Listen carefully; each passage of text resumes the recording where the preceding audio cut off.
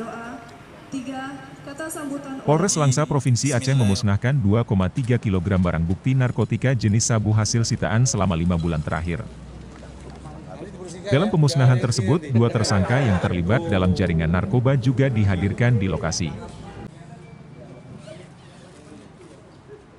Barang bukti narkoba tersebut merupakan hasil pengungkapan dari 49 kasus dengan jumlah tersangka sebanyak 75 orang dari periode Januari hingga Mei 2022.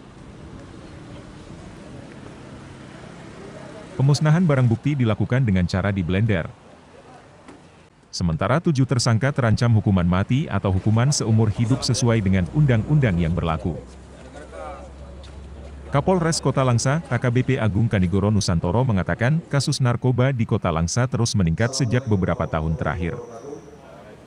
Agung menambahkan, dengan dimusnahkan barang bukti narkoba ini, pihaknya telah menyelamatkan sedikitnya 21.000 lebih masyarakat Indonesia, khususnya warga Kota Langsa dari bahaya narkoba.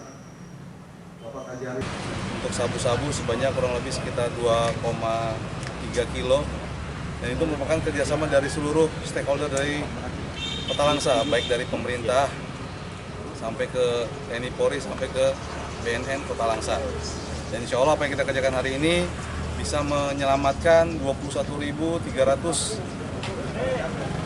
masyarakat ataupun generasi muda yang masih berusaha untuk mencoba barang-barang tersebut. Dalam menanggulangi peredaran narkoba, pihak kepolisian telah bekerja sama dengan pemerintah daerah dan tokoh masyarakat serta tokoh agama untuk memberikan edukasi kepada masyarakat dan pelajar terhadap bahaya narkoba. Dari Kota Langsa, Tim Liputan Aceh Video.